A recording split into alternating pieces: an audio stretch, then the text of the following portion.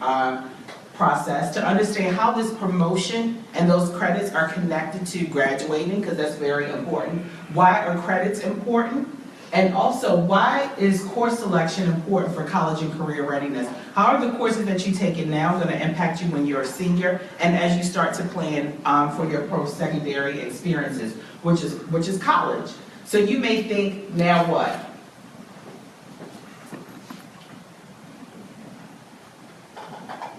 So the freshman year is always different.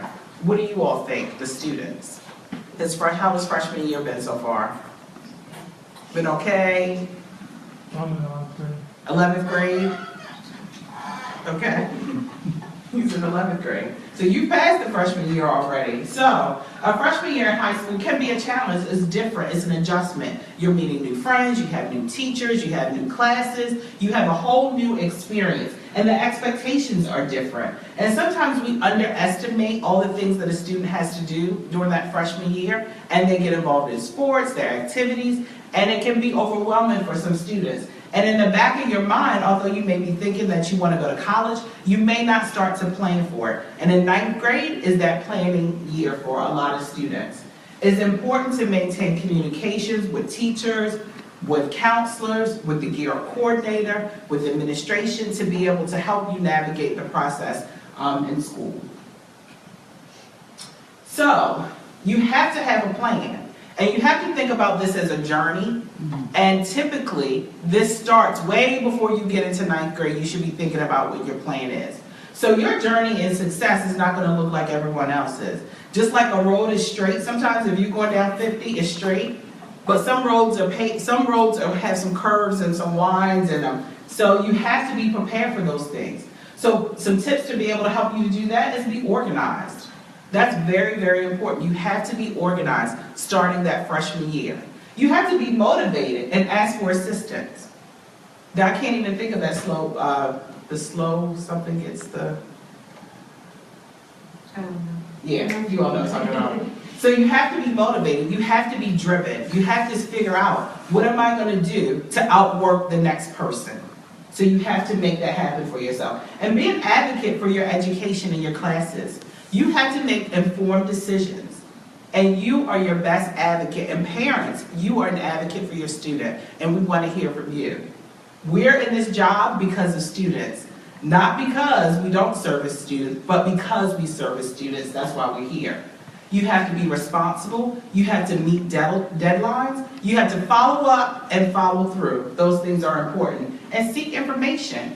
So you can't say, I don't know anything about college. Hello? This room is empty.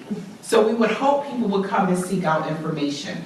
So gear up expectations. Complete all assignments. Your attendance is important. Be where you're supposed to be on time, and be ready to do that. Make sure you're following those Viking ways. Be responsible, respectful, and be ready. And also be willing to work hard. That's critical. So when we take a look at how all those things, why is she saying that about the Viking way? Why is she saying that about my journey?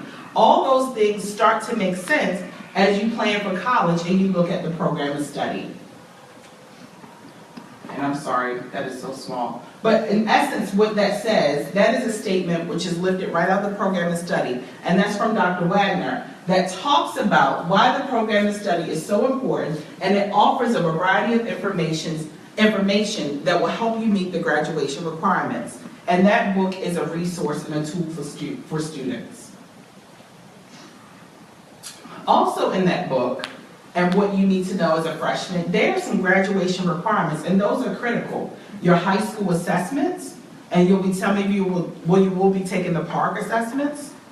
Your service learning hours, which you'll need 75 to graduate. And why do you think you need service learning hours? Why is that important? If you don't know, I'm going to help you. Service learning is just not about collecting those hours. It's about you doing something that will impact your community. What you do will provide support to someone else. So you're just not taking, that you're being able to support other people as well. That you're being a global, responsible citizen. So when you get your college degree, you get out there and start making money, how will you be of service to someone else? Will you donate your time? Will you donate your money? Will you donate goods? So that's why service learning is important. And program completion, and we'll talk about that in this episode. And I'm sorry that you're having trouble seeing that, but I'll just go over it. So credit requirements. How many credits do you need to graduate? Anyone know? 23. You need 23 based upon DCBS and our MSDE requirement. That's what we need for our particular school. So you need 4 English, 3 science, 3 social study, 4 math, a half credit in PE and health. You need foundations of tech, you need a fine arts, and you probably can take between 1 to 6 electives, and you need program completion. So when we start to talk about promotion and why that's so important, if you think about 1st through 8th grade, you kind of pass, you got those report cards at the end, and it says you've been promoted to 1st, you've been promoted to 2nd, and you saw your grades and you said, oh, I did pretty good, and you just got promoted. So one of the things that happens in high school, we start to collect credits, and that determines your promotion. So if you think about the requirements here, where it says the minimum requirements, so now you're 9th graders, and you want to be promoted to 10th grade. So if you read over here really quickly, where it talks about a minimum of 3, with at least 1 in English, 1 credit in math, 1 in social studies, or 1 in science. So that's at a minimum what you need to earn 4 credits to be promoted to the 10th grade. If you don't earn a credit in one of those particular areas, you won't be promoted to the next grade. So what that will look like is, if once the school year is done at the end and you don't earn those credits, you won't have a 10 beside your name. And I'm gonna be honest with you, that's what gets a lot of kids upset. Because you may be with your class, so when they start having those pep rallies and they're screaming 2020, 2020, you're gonna know in the back of your head, Lord, I'm missing a credit. But this whole group doesn't know about it. So that's gonna be really, really important for you, that you maintain the flow of this promotion requirements. Do we have opportunities to make it up? Yeah, but it's kind of difficult to do in some situations. It's easier to keep going than trying to go back. And so if you look at, so as you go for your 10th grade year, you see the requirements. Then you get to 11th grade, a minimum of 8 requirements. 2 in English, 1 in math, social studies, and science. So you notice it doesn't say social studies or science. It says 1 in social studies, 1 in science. So you still should be accumulating what you earned in 9th grade. And go down to 12th grade, you should have 13. Your 3 English, 2 math, 2 social studies, and 2 science are all required.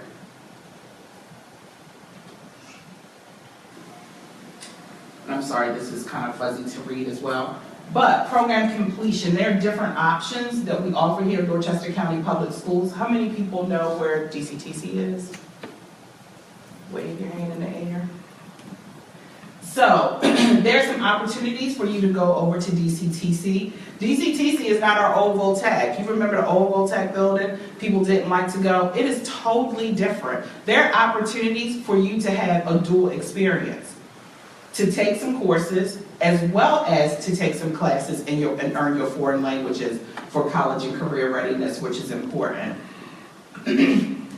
Also, we have the University of Maryland Systems. I really want to call particular attention to that, especially if you're thinking about going to college, especially if you're thinking about going to a Salisbury, College Park, or Morgan, a UMES. That's going to be so critical for you, because you notice it says a world language. We also have down there advanced tech. This year, one of the things that we talked about and we put in, it says advanced technology. We really want you to contact the colleges, because there are only a few, and I haven't found any, that will take advanced tech and replacement of world languages.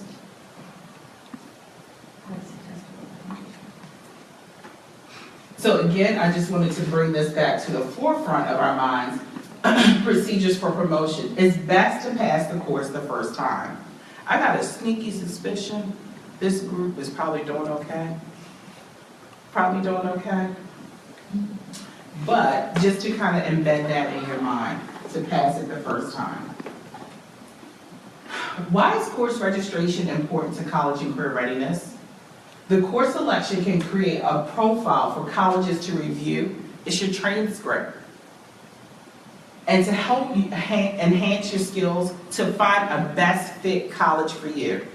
Who knows what a best fit college is? I'm gonna call on Mr. Potter in the back. Best fit means to look at what it is that you want in a college and determining whether or not that institution has it. So looking at the geographical area, looking at your class size, looking at whether it's a community college, a four-year public institution, a private institution. So looking at the dynamics of everything with an institution and then determining whether or not it fits you. Yep, that's exactly it. So size, location, cost.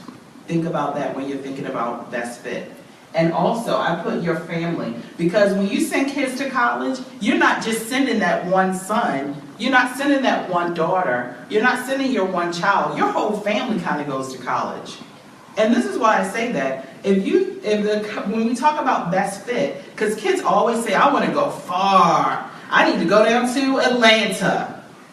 And you're like, okay, that sounds good right now, but you have to think about the cost, getting that child back and forth, out-of-state tuition, books, meal plan, do they have it? All those things you have to consider when you think about college. Is that college a best fit for you? Certainly we're not going to discourage a kid, but you really need to have a plan. And I know Mr. Potter has done a workshop before and talk about the financial piece of that.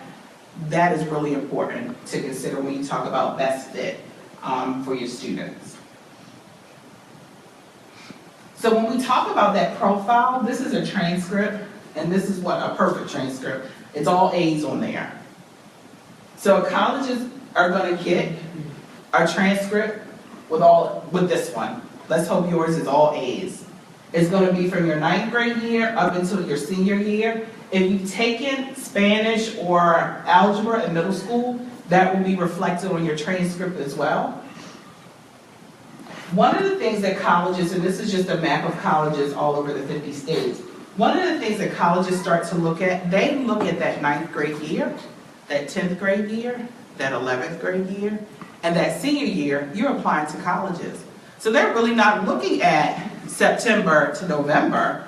They're basing things off of what you've already done.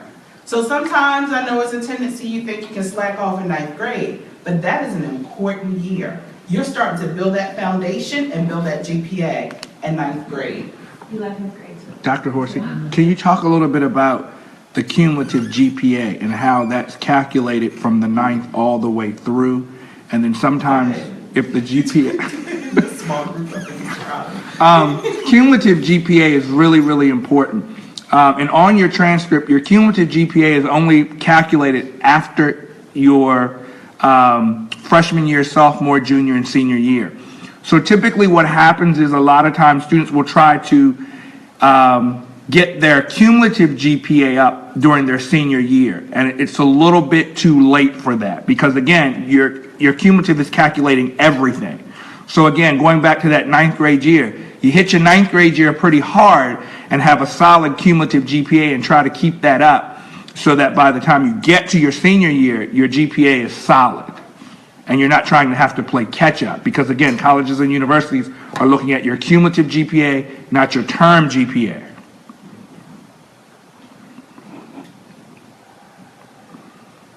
The registration process. And why the registration process, you're going to be getting a book, and we actually just finished printing them today. If I known it was 3 of you, I would try to find 3 to bring in.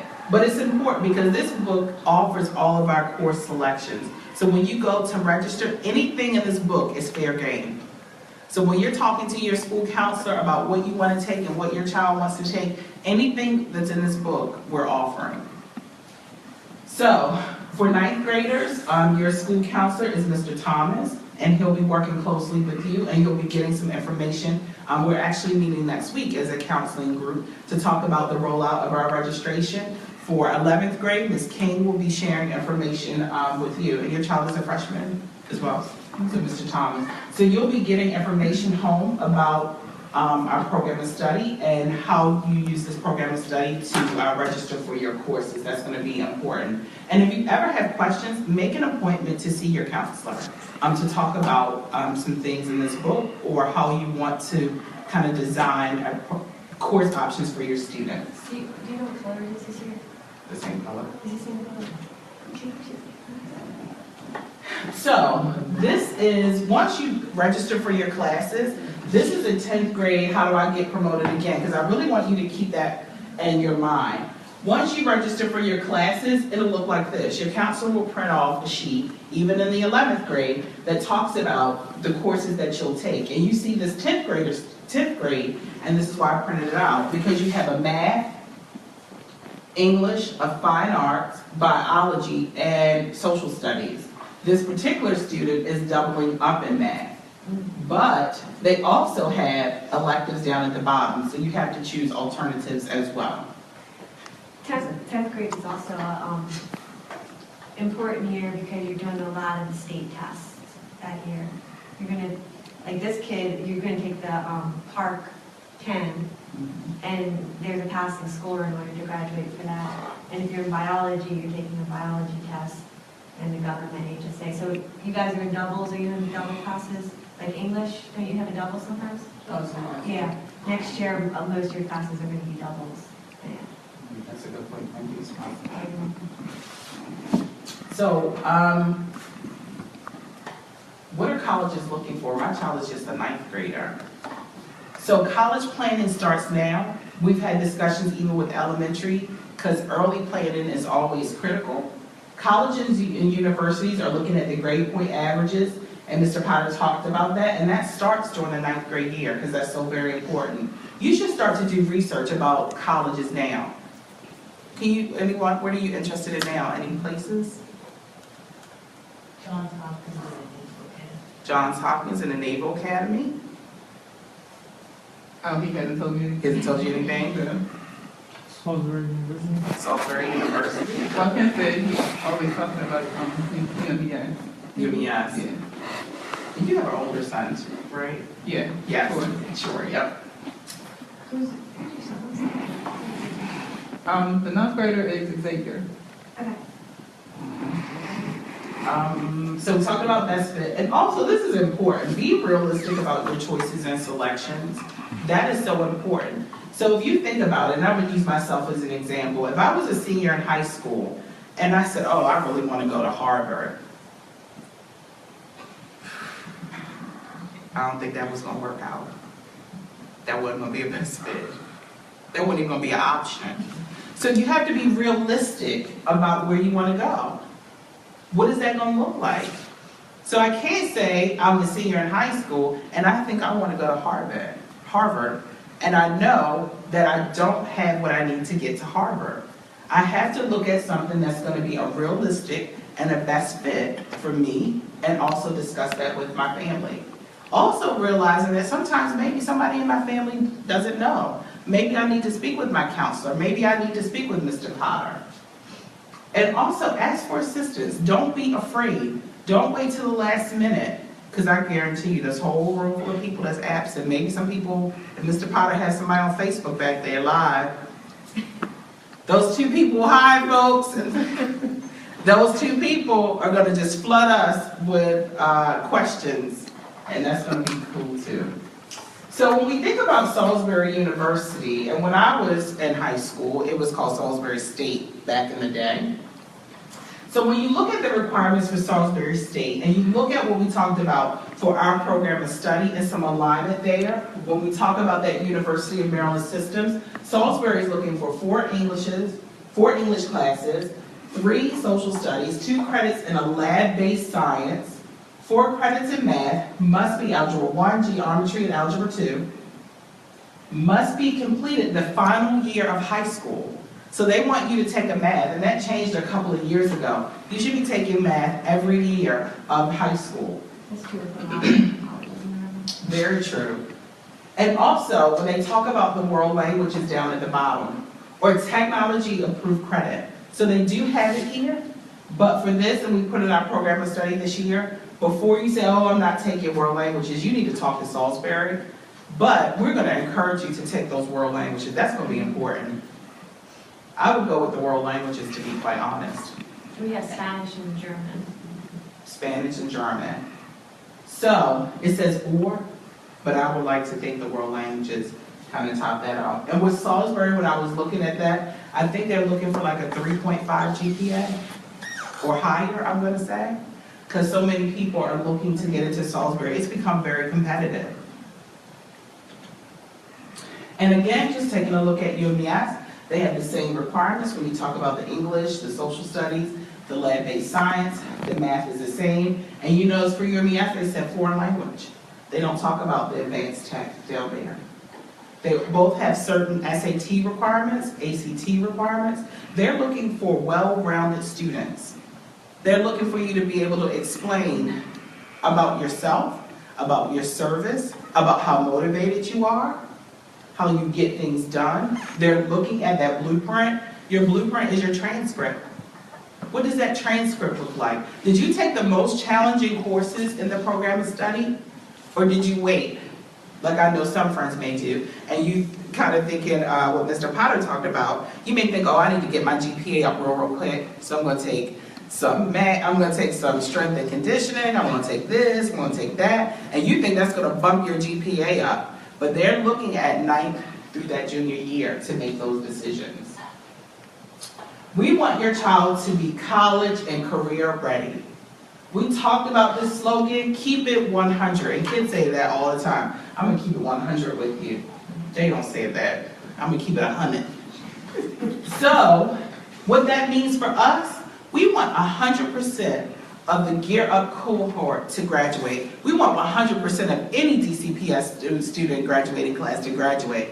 But particular emphasis has been put on Gear Up. Mr. Potter, how many kids are in the Gear Up class? 210. 210. So we want 210 to keep it 100. We want them to all have a plan.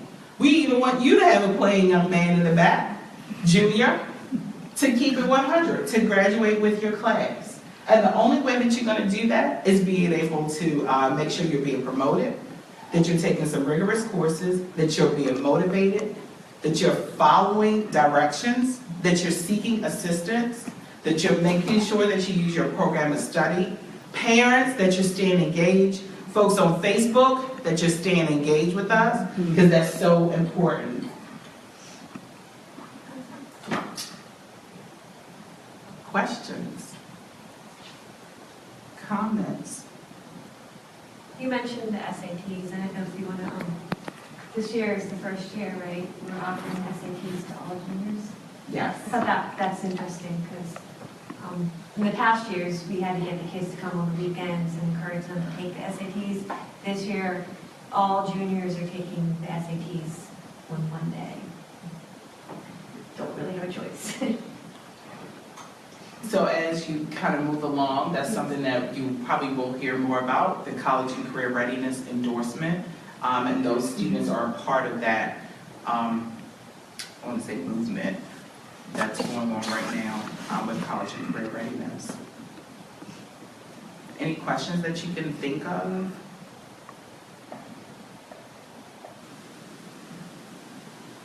Facebook, any questions that you can think of?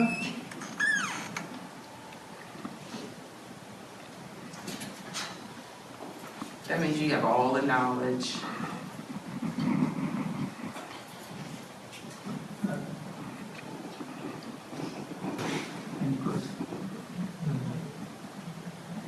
Anything else? Mr. Potter, anything you want to add? I don't. Thank you guys for coming. Yeah. So we appreciate your time. We encourage you to stay connected, stay committed, to keep it 100. You'll be getting program to study in a couple of weeks. We're going to be rolling this out, so look for it. And if you have ideas how we can promote just more parent involvement and engagement, we'll be happy to hear your suggestions, because that's critical, because we realize we can't do this without you. And we want to be able to offer as much support as possible. through this journey. So please reach out to myself, Ms. Prosser, Mr. Potter, Mr. Thomas is the 9th grade counselor, Ms. King is your counselor, but reach out to us anytime if you need us. Tell a friend, tell a neighbor. Just like in church, they say bring a friend the next time. It's gonna be friends and family day for Gira, Mr. Potter. So we appreciate you so much. Thank you.